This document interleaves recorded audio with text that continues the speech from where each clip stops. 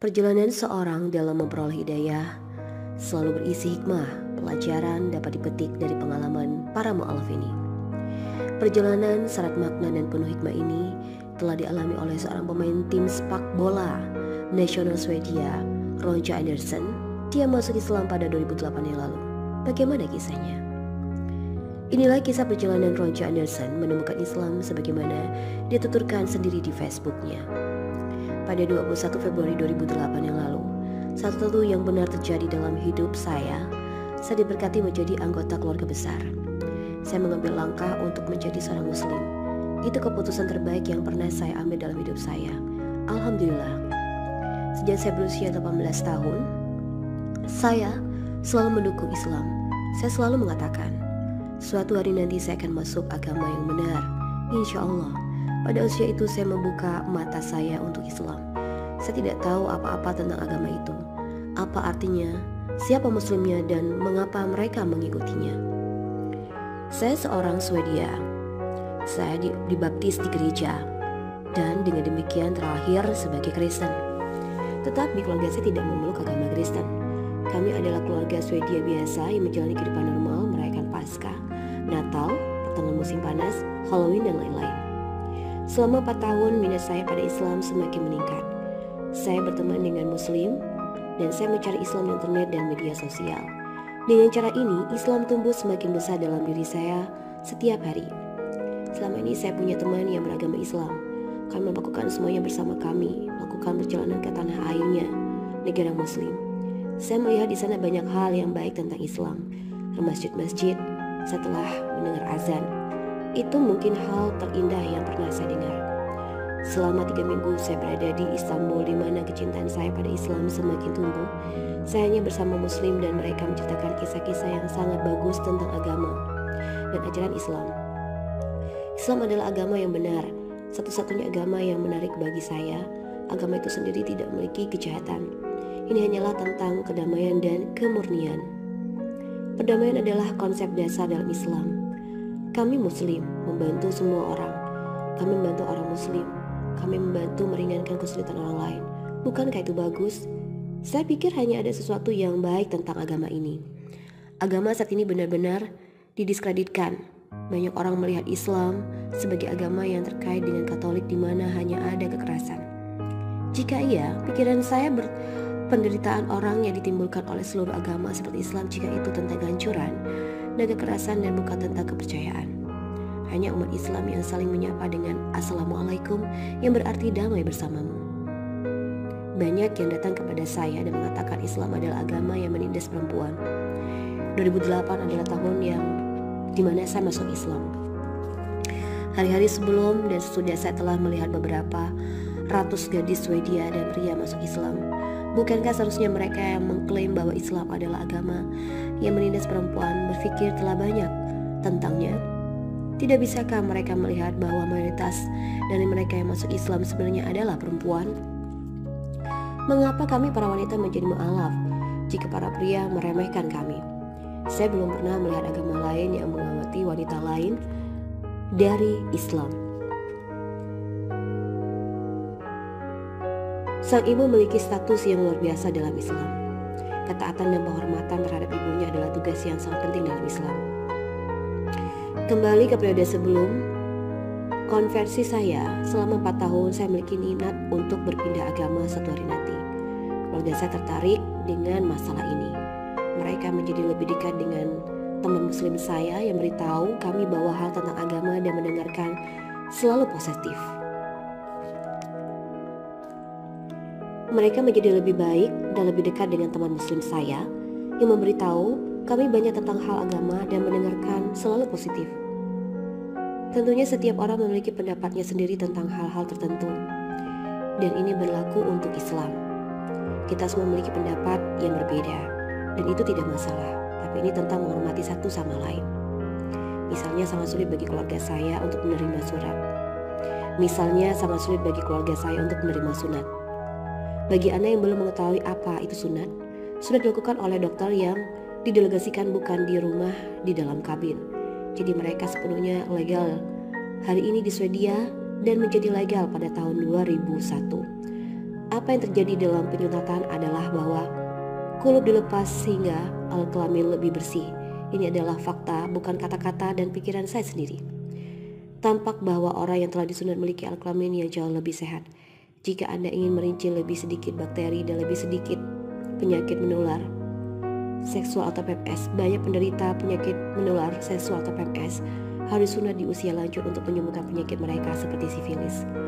Apakah ini tidak biasa terjadi pada pria? Sungguh tidak. Setiap hari orang dewasa disunat karena penyakit. Kembali ke titik konferensi saya, pada 3 April 2018, 2 bulan sejak saya mu'alaf, keluarga saya telah bereaksi keras untuk ini. Mereka menelpon saya dengan panik menanyakan apakah saya telah masuk Islam.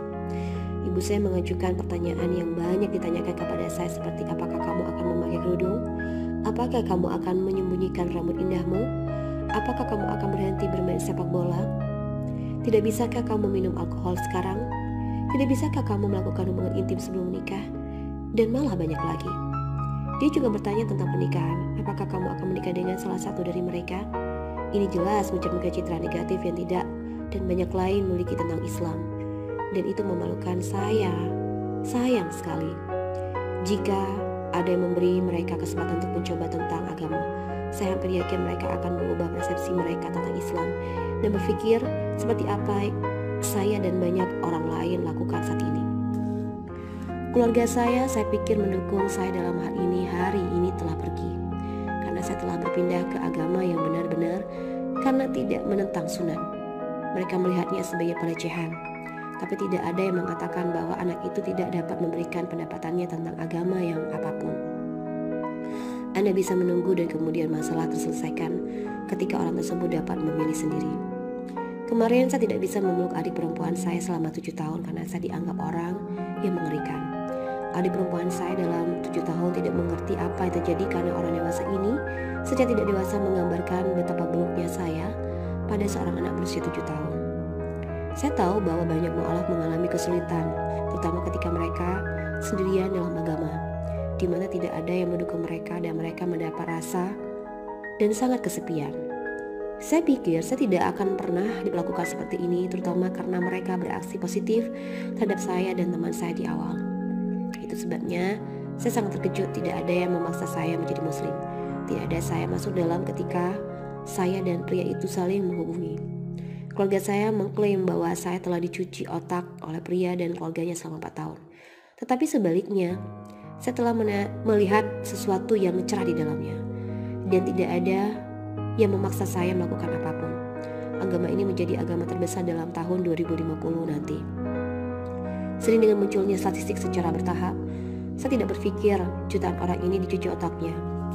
Kita semua memiliki pilihan hidup, dan saya tidak berpikir orang akan pindah agama. Jika ada kejahatan di dalamnya, inilah yang pria itu tulis untuk ayahku.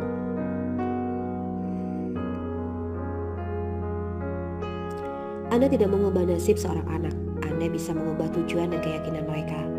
Itu kulup yang menghilang dan Anda seorang menciptakan masalah untuknya. Apakah dia punya anak laki-laki?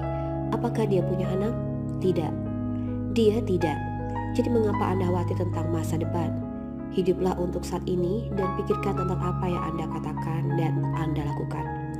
Menurut saya ini benar-benar tidak dapat diterima perilaku seseorang yang mengkhianati putrinya.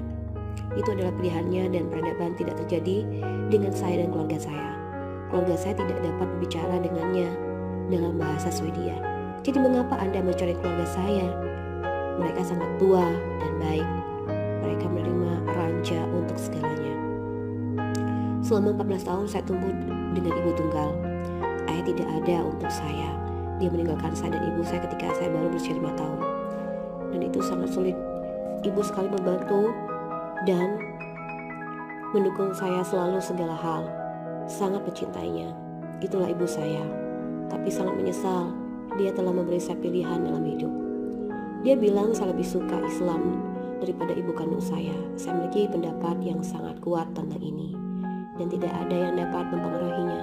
Inilah yang membuat banyak orang ragu akan Islam karena mendapat pilihan. Mereka meminta Anda memilih antara agama atau keluarga. Itu pilihan yang kacau. Selama 14 tahun, saya tumbuh dengan ibu tunggal. Ayah tidak ada untuk saya ketika Saya baru berusia 5 tahun. Dan itu sangat sulit. Ibu selalu membantu dan mendukung saya melalui segala hal. Sangat mencintainya. Itulah ibu saya. Tetapi sangat menyesal dia telah memberi saya pilihan dalam hidup. Dia bilang saya lebih suka dalam Islam daripada ibu kandung saya. Saya memiliki pendapat yang sangat kuat tentang ini dan tidak ada yang dapat mempengaruhinya. Inilah yang membuat banyak orang ragu akan Islam karena mendapat pilihan. Mereka meminta Anda untuk memilih antara agama dan keluarga. Itu pilihan yang kacau. Nabi Muhammad SAW bersabda bahwa orang-orang kafir akan menjadi mukmin ketika hubungan mereka dengan keluarga mereka akan terpecah. Karena kafir akan memaksa anak-anak mereka untuk memilih agama atau keluarga. Sekarang saya di sana. Tidak pernah saya percayai. Ada begitu banyak orang yang bertanya kepada saya bagaimana pendapat keluarga saya.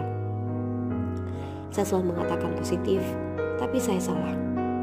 Tujuan saya dengan teks ini adalah bahwa ada begitu banyak orang yang saat ini berada dalam situasi saya. Dan saya ingin mengatakan dengan ini bahwa Anda tidak sendiri. Anda memiliki jutaan orang di belakang Anda yang mendukung Anda. Saya bangga apa yang telah saya lakukan. Saya bangga bahwa saya memiliki Islam dan Anda yang mengambil langkah ini justru demikian. Alhamdulillah, agama telah banyak membantu saya.